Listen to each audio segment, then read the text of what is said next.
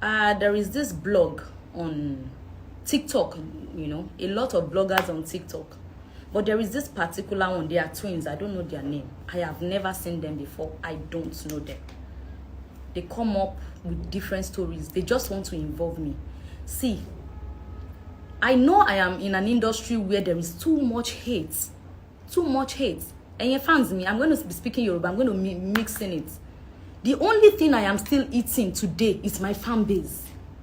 But some of my colleagues become a Wunmi Toriola money. Me more be ilara yen se pọ̀ tó yẹn. But that is not even the issue. And that is why I go on my own. I do my job and I relate with my fans. Mo feel pé àwọn fans mi tí Ọlọ́run bá ti fi ìfẹ́ mi sí wọn lọ́kàn. Kò sí nǹkan tí anybody lè ṣe. Mo ṣì máa nífẹ̀ẹ́ mi. That's why I do my job. When the story of my marriage breakup, ìgbà tó dé, oníkálukú mú tiẹ̀, wọ́n fi ń ṣe oúnjẹ jẹ. Ìkọ́ tí mi ò ṣe, wọ́n ní mo ṣe. Ìyí tí mi ò ṣe, but mo gbà mọ́ra torí ọmọ mi. You people know that when it comes to pé ká fa wàhálà, mo ní lọ́wọ́. But that is in movie. My real life, mo ò fẹ́ wàhálà rárá. Because I want to be sane, to be able to, because I do father and mother for my son. I want to be sane enough to bring that boy up in the way of the Lord. Ṣùgbọ́n ẹni tó fẹ́ fi ọwọ́ ẹ̀ gbọ́mọ sí, tó fẹ́ ṣe orí burúkú, wọ́n bẹ̀rẹ̀ sí mú ọ̀rọ̀ mi, wọ́n sọ news. And it's not even about the news. Ẹni kọ́ ló máa ń ṣe news, ẹni kọ́ ló ti ń sọ news. But my own is, don't instigate me to people. Don't say stay calm. Please.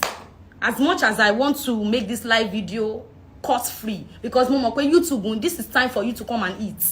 This is time. You people should come. As much as I'm trying to be calm, I am begging you. These people want to turn me against a whole lot of people. They are sponsoring. I know somebody is behind this. And whoever that is behind this, they wrote to mommy. Tẹ́ bá fẹ́ jẹ wọ́n mọ́. Tẹ́ bá fẹ́ jẹ́ káyé yín nítumọ̀ lọ́jọ́ ọ̀la. Tẹ́ bá fẹ́ fọwọ́ yín gbọ́mọ sí. Èèyàn ló bí èmi náà. I lost my mom when I was 8 years old. Bàbá mi dúró ṣe yẹ ó ṣe bàbá. Mo di olórúkọ. Ẹ dẹ̀ fẹ́ fi pé torí ìlara, ẹ dẹ̀ fẹ́ fi bà orúkọ mi jẹ́. Ẹ fẹ́ fi bà orúkọ mi jẹ́. Kí ló dé? Any news ẹ fẹ́ gbé Wunmi Toriola sí, ṣé kẹ́ lè tà ní àbí kẹ́ lè sọ pé káwọn èèyàn hate me. See, my name is Grace. Ọlọ́run ló fún mi lórúkọ. Tó bá jẹ́ nípa bí industry ṣe rí ni, wọn ò ní lò mí sí fíìmù mọ́. Wọn ò like mi. Wọn ò like mi rárá torí mi ò kí pretend, mi ò ń ṣalábòsí. It is so sad I found myself in that industry. But mo ti gbà ká mú, mo dẹ̀ ránṣẹ́ tèmi bẹ́ẹ̀. Anything I'm dropping now, let me express it. Because ẹ mọ̀ pé mi lọ́kọ, so mo ti fẹ́ ya wèrè. Mo ti fẹ́ ya wèrè. Ẹ mọ̀ pé mi lọ́kọ mi dẹ̀ lẹ́ni tó máa bẹ̀ mí pé kí n má sunkún mọ́, so mo ti fẹ́ ya wèrè. Kí ló dé? Kí ló dé? What is the problem? Kí ni mo rà nígbà yín? You people know that I have my fan base. Tó bá pè yín sí gbogbo ẹ lọ ṣe campaign ẹ lọ ṣe máa ní mi ò ṣe because mo wò pé ẹ má worry. Mi ò lólè, mi ò lé nǹkankan, landlady ni mí. Ọlọ́run kẹ́ mi. So kí ni mo fẹ́ máa bá yín dù fún? But there is a particular person tó máa lọ sponsor hate fáwọn colleagues, àwọn blogger yìí. A ti sọ̀rọ̀ mi, a ti sọ. Ẹ wá lọ bá wọn, ẹ wá ní kó má worry, ẹ wá fi ṣẹ́ṣe. Ẹ wá bẹ̀rẹ̀ sí mú mi. YouTube, you put me there. TikTok, you put me there. You must put me in your negative news. Why? What have I done? What have I done to your mommy ti sùn ni mo ṣe lè ráyè ṣe lè? What have I done? Kí ni mo ṣe fún yín?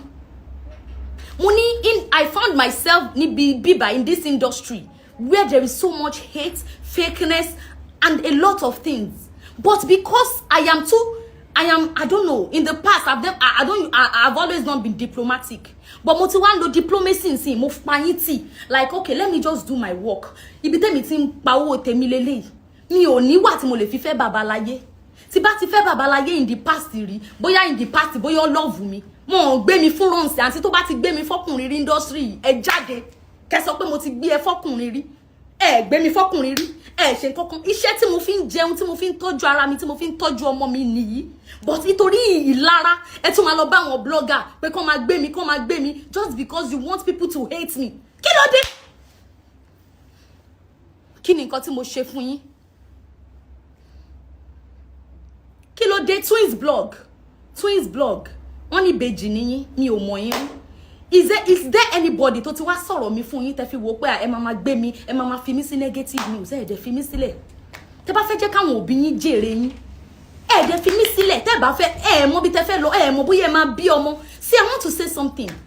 Olórúkọ lé ní yìí òun bá jà òun hate ẹ ó lọ ń comment tán bá ti gbé inú ẹ ń dùn pé wọ́n borúkọ ẹ jẹ́ tí wo bá lórúkọ tó bá jẹ́ ọmọ inú ẹ ló máa lórúkọ ńkọ́ ọmọ inú ẹ lè má ṣe movie ó lè jẹ́ football ọmọ inú ẹ máa gbá ọmọ tó bí tó bá lórúkọ téèyàn kan dẹ̀ dìde tó dẹ̀ borúkọ ẹ jẹ́ ńkọ́ why ẹ fún mi lómi yester what have I done to you people? They've said a whole lot on TikTok, on YouTube. I ignore me láti be almost 4 years tí mo ti ṣe Àjàní Àjàlá tí ó ti gbè mí ni mo ti mọ̀ nbára mi kí wá ló ṣẹlẹ̀ nítorí Ọlọ́run. Please help me. When you see write up on YouTube about Wunmi Toriola, these people are liars. When you see them on TikTok, I do not know them. They are sponsored by whoever just to spoil my name. The only thing I eat with is my fan base. Nǹkan tí fi ń jẹun nìyẹn. Babaláyé tó bá wà níbì kan ẹ jáde wá kẹ́ wá bá mi sọ̀rọ̀. That is the only thing. Ní ìdẹ́ ṣe bó ṣe mọ ẹlẹ́pàá ṣàpọ́n. That is me. That is me. Mi ìbá yín ṣe slay queen, mi ṣe babe. Mi ìbá yín ṣe anything. Why? You hate me because of my talent. It is God given. Mi ò bá yín dù. Ẹlẹ́yin lẹ ń ṣe cinema, wọ́n fi yín lẹ máa ṣe cinema yín. Ẹ jẹ́ n gbá YouTube mi mú. Why is the hatred this much? Why is the hatred this much? Some people will be like, don't talk, don't talk, don't talk, don't talk. I spoke a lot of people's names. I have parents. Tell me about Shepe or Deshi. How do you want my parents to feel? Moni Baba.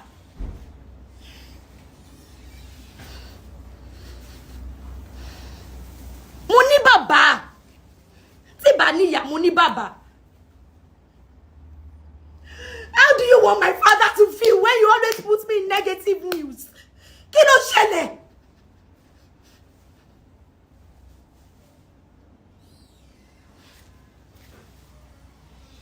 Mo ralé, mo ṣe fẹ́ post ẹ̀. Mo kọ́kọ́ wò pé ǹgbẹ́ ló máa tún lọ show, but mo sì máa post ẹ̀ ẹni tó ikú bá fẹ́ kọ́tọ́ sí kókú. Kókú nítorí nígbà tí mo ń ṣẹ́rí mọ́ 50 cents 40 cents ẹ̀yin lẹ fẹ́ ṣaṣẹ́wó. Mo dẹ̀ rọra mú ṣe fíìmù mo wò pé aṣẹ́wó ò pay mi. Mo ò lè gbọ́kọ́lọ́kọ́ pè mí out. Mi ò fẹ́ wàhálà.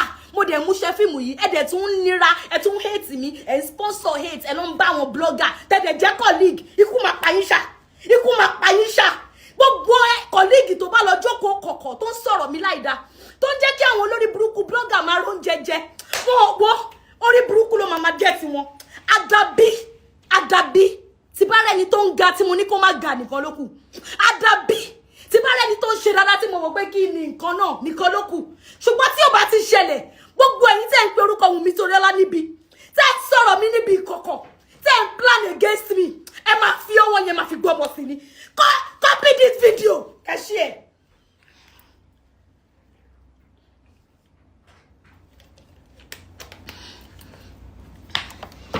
Copy this video kí lẹ fẹ́. I work diligently. Gbogbo yín tí ń ṣe olóṣó ẹ ṣe fíìmù mọ́. Ó wà okay. Àwa tá tún ṣe fíìmù yìí ìwọ̀nba wa ẹ tún máa hate ni o because it's my colleague that are sending us to this blogger. People should come out and know. Colleague go hate ye. Àwọn òpó lórí burúkú. Ọmọ òṣì, òun ló ń lò, òun ló ń pè. Ó dẹ̀ máa bẹ̀rẹ̀ sí ń sọ̀rọ̀ ẹ ní àìdá fún àwọn blogger. Nígbà tó àti Ológbé sọ̀rọ̀ sí Wunmi Toriola shades Mercy Aigbe Ìyábọ̀ Òjó Ìyábọ̀ Ọgbà ẹ lọ kó gbogbo orúkọ àwọn ẹni ẹlẹ́ni tí mi ò lè wò lójú. Most of these people mi ò lè wò wọ́n lójú. Mo rí àǹtí Ìyábọ̀ rí in my life 4-5 times. I do not have anything against her. Ẹ dẹ̀ fi sí ní news just because ẹ fẹ́ kẹ́ni yẹn jókòó kó máa wò pé wọ́n kú ti sọ pé ó bẹ ọmọ òṣì. Ikú máa jẹ́ ti yín nínú ọdún yìí. Gbogbo nǹkan tẹ́ bá ń fọwọ́ yín ṣe kò ní yọrí sí rere. Àdàbí tẹ́mi Wunmi Toriola bá ro ibi sí kankan nu yín lókù. Bó tí mo kàn wò yín pé ẹ máa ṣẹ̀sìn yín lọ mi ò fẹ́ bá yín ṣe. Ẹ fi mí sílẹ̀ kí n ṣiṣẹ́ ọwọ́ mi. Kí n ṣiṣẹ́ ọwọ́ mi tọ́lọ́ dé bless the works of my hands. Ikú ló máa pa yín.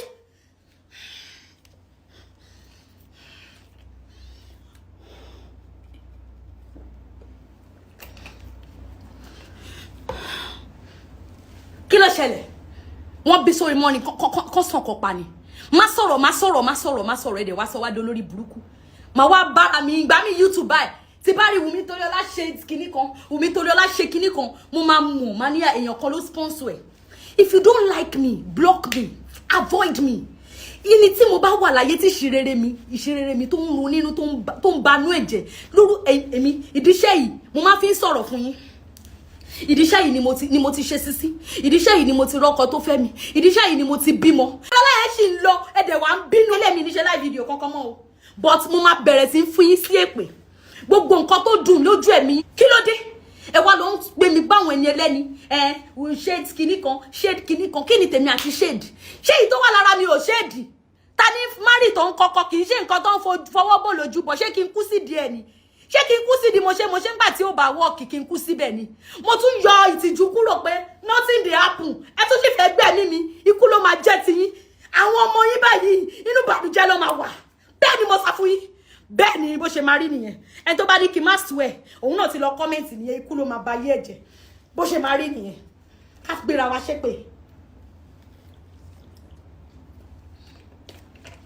Kí ló dé ṣé rò pé mi ò lójútì ni ṣé rò pé mi ò lójútì pé mo bí ọmọ kan marriage mi crash àbẹ̀ rò pé kò dùn mí ṣé torí mo ń ṣe nothing dey happen ṣé kí n wá ronú kú ni ṣé gbà tẹ́ bá wá ń gbé flower lórí burúkú pé we put on her grave she was a happy actress ṣé yẹn lè dúró dé ni ikú ló máa jẹ́ ti yín ẹ máa sunkún dọjọ́ ayé yín ni àwọn ọmọ yẹn máa ṣorí burúkú ni àdàbí tó yẹ pé mo ru bó ṣe bí òṣè ní dà fún kọ̀ọ̀kan nu yín kí ló dé ẹ̀dẹ̀ fi mí sílẹ̀ ṣé mo ṣe bí ìgẹ̀ pẹ̀lú yín ni ẹ̀dẹ̀ fi mí sílẹ̀ tí bá hate mi ẹ̀dẹ̀ dúró sórí ìwọ actress àgbà ọmọ pẹ́lẹ́ kejì tá máa jàre ṣùgbọ́n mo fi ẹ́ sí kòtò ọlọ́nkọ́ tó dẹ̀ ń bẹ́ẹ̀ fàáfà o ó kàn ń dùn mí pé lórí ọmọ ló ti fẹ́ sunkún nítorí pé ìbàjẹ́ tó ti ṣe lórí èmi Wunmi Toriola òun ló ń lọ yẹn ṣùgbọ́n náà ń gbé mi lékè ẹlẹ́ẹ̀ṣẹ̀ sinimá mo fi lẹ̀ fún yín mi ìbá yín sáré mọ́tò kọlù kẹ̀kẹ́ ìwọ̀nba YouTube tí mo ti fi ń jẹun iná tún bí nínú ní orúkọ Jésù bí ẹ̀mí ẹ̀ ṣe wà láàyè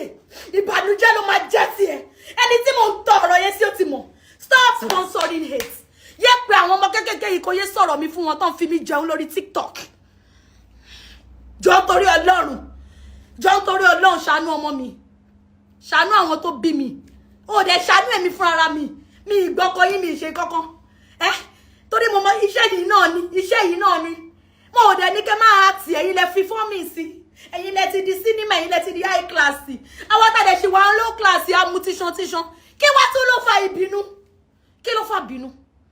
kí ló fà bínú ẹ jọ̀ọ́ ẹ bá mi bẹ̀ wọ́n yáyé gbogbo bí tẹ́ bá ti rí tán tí ń bọ orúkọ mi jẹ́ ìbàjẹ́ ni o ìbàjẹ́ ènìyàn ò dáṣẹ́ Ọlọ́run dúró ìbàjẹ́ ẹ ní nísìmí níbikíbi tẹ́ bá wà tẹ́ tí ń sponsor hate ẹ ní nísìmí gbogbo yín ṣe meeting níbi tán kó yín sí tán tí ń fún yín lówó oúnjẹ ẹ má lọ post ẹ ṣé mo rán yín ni fans base lèmi ń jẹ èmi ti mọ̀ pé lórí burúkú ni yín láti ilẹ̀ èmi ti mọ̀ pé kí n fún yín lówó lọ́la ń sìn kíní kẹ́ gbà ẹ má gbà èmi ti mọ̀ yín ṣé iṣẹ́ yìí kọ́ a ti wà nídìí iṣẹ́ yìí náà ti lọ 15-20 years 15-17 years 15 years ṣé wàá rò pé mi ò ní mọ̀ yín ni mi ò ní mọ̀ yín ẹ bá mi ṣúrẹ̀ láti 2006 bc mo mọ̀ yín so tó yẹ ni mo ṣe páàkì yín pé lórí burúkú ni yín ibi tẹ́ ti ń jẹ báyìí lọ́wọ́lọ́wọ́ lẹ mọ̀ mo mọ̀ yín ayé yín ti bàjẹ́ ṣùgbọ́n ẹ fi tèmi ẹ yọ kúrò ẹ yé sponsor hate ẹ yé lọ bá àwọn blogger pé kán gbé mi kán drag mi ẹ yé lọ bá àwọn blogger pé kán gbé mi kán drag mi ẹ fi mí sílẹ̀ jẹ́ kí n ráyè ṣe tèmi ẹ̀yin náà ẹ lọ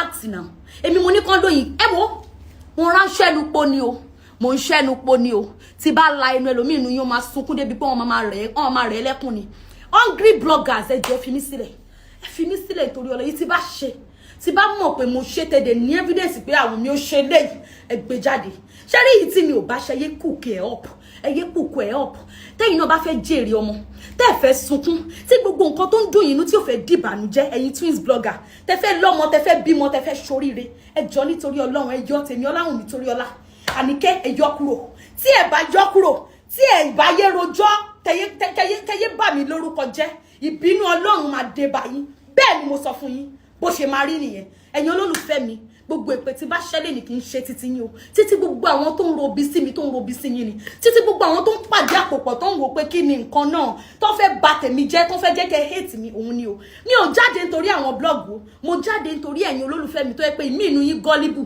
nǹkan tẹ́ bá ti rí báyìí máa ń believe ni olórí burúkú làwọn bloggers yìí o wọ́n fẹ́ fi jẹun ṣùgbọ́n kò ní kálá fún yín ẹ máa ṣe kò ní jẹ́ bẹ́ẹ̀ ni mo sọ fún yín sẹ́ gbogbo ẹ̀yin tó bá wá jẹ́ colleague tẹ́ jókòó ìkọ̀kọ̀ pé kí ni tí a máa dín pẹ̀lú ẹ wo bí ìyálàyà yín kọ́ ló fún mi lórúkọ o bẹ́ẹ̀ ni mo sọ fún yín I climbed the ladder díẹ̀díẹ̀ ní ọdún tí mo ti dé industry I climbed gbogbo ẹ̀yin tẹ́ fò tẹ́ jábọ́ ohun Ọlọ́run ló jẹ́ kó rí bẹ́ẹ̀ fún yín ẹ̀yin náà ẹ jẹ́nu yín wò ní industry yìí ó le gan èèyàn mélòó ló ń lóyún tó bímọ tó sì ń rántí ẹ̀ wọ́n máa ti gbàgbé ṣùgbọ́n Ọlọ́run gbogbo fọ́lẹ̀ pé ìwọ ọmọ ọ̀nà yìí rèé ọ̀nà yìí ló máa fi là ọ̀nà yìí ló máa fi jẹun mo dẹ̀ dímú mo ṣe business gan iṣẹ́ fíìmù mo kọ́ shop tí mo ń taṣọ iṣẹ́ fíìmù ò jẹ́ ráyè business yẹn because of the love I have for this job ẹ wá fẹ́ frustrate me by sponsoring hungry bloggers to be carrying negative news about me lórúkọ Jésù bí ẹ̀mí ẹ̀ ṣe wà ní orúkọ Jésù